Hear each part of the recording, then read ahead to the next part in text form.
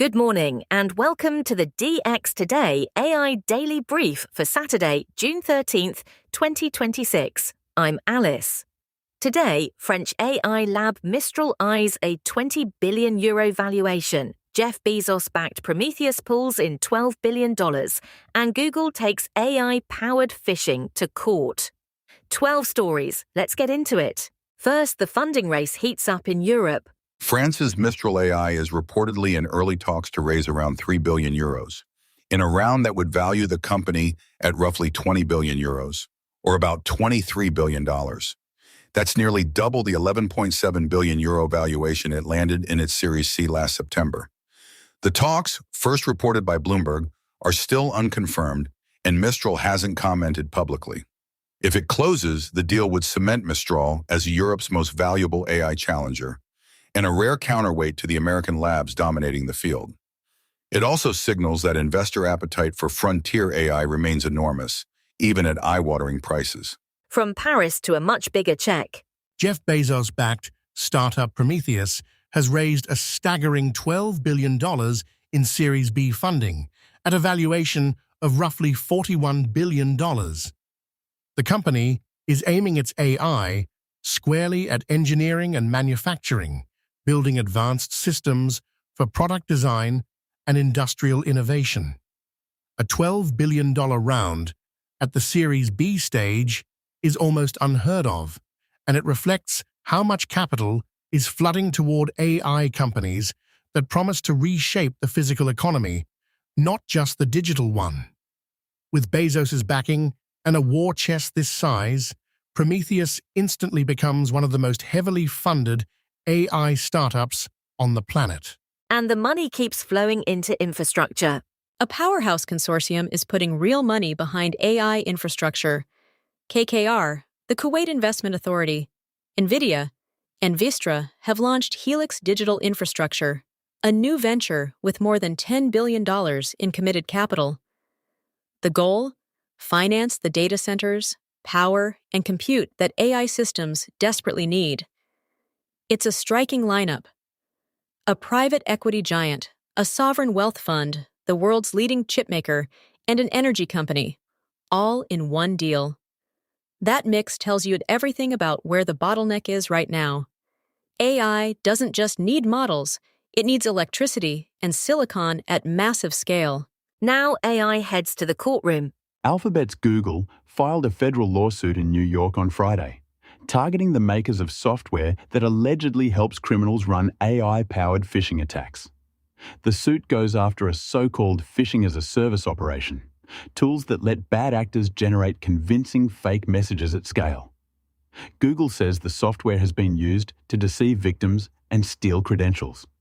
It's part of a broader push by the company to use the courts, not just technical defenses, to disrupt the infrastructure behind AI-enabled cybercrime. Expect more of these legal offensives as generative tools make scams cheaper and more convincing than ever. Another legal story, this time facing OpenAI.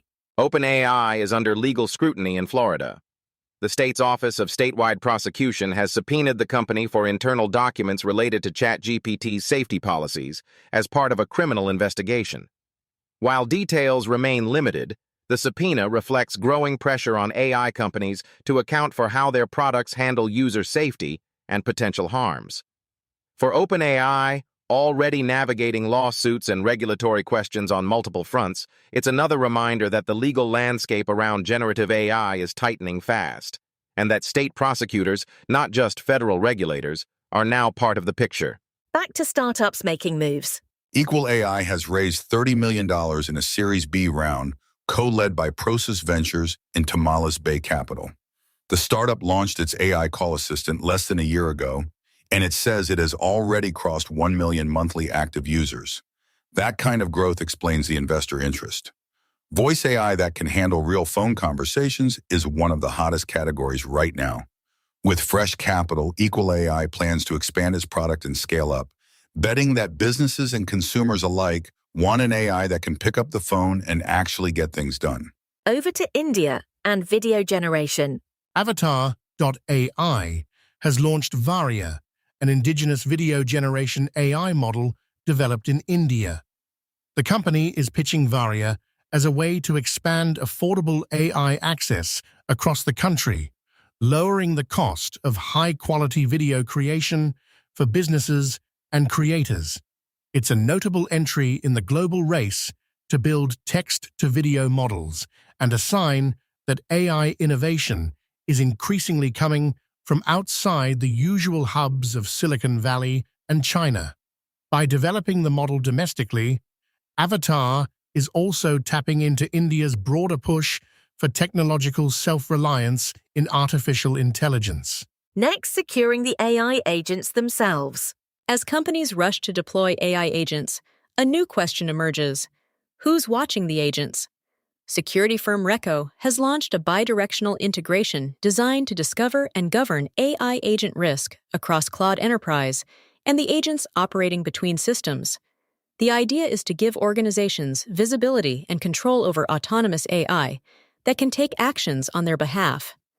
It's part of a fast-growing field, AI agent security, that barely existed a year ago. As agents gain the power to move data and trigger workflows, governing what they can and can't do is becoming just as important as building them. Now, AI moves into your finances.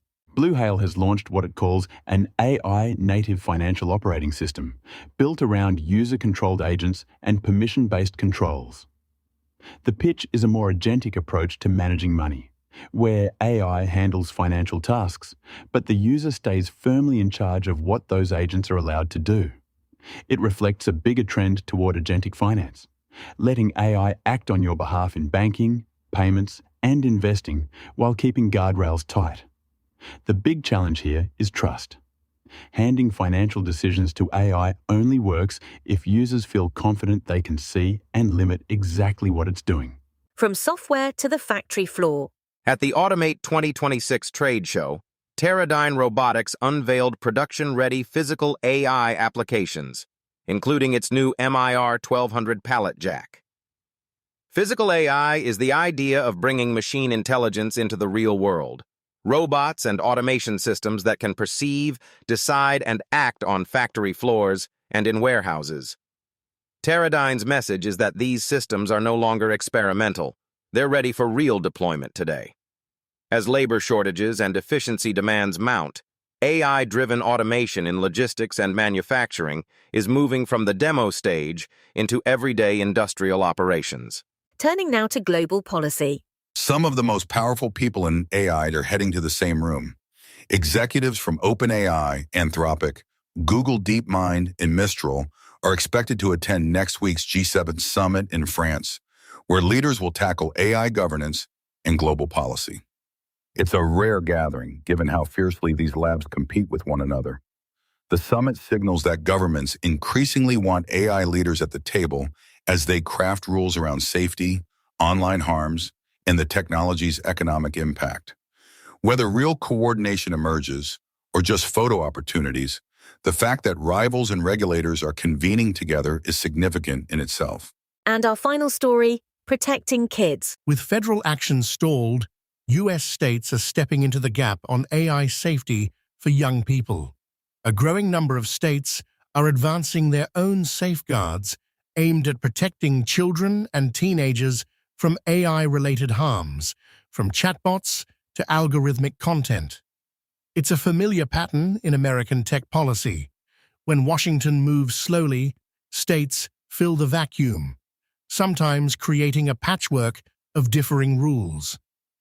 For AI companies, that means navigating a complex and shifting regulatory map at the state level, even as the debate over a national framework continues without resolution. And that's your DX Today AI Daily Brief for Saturday, June 13th.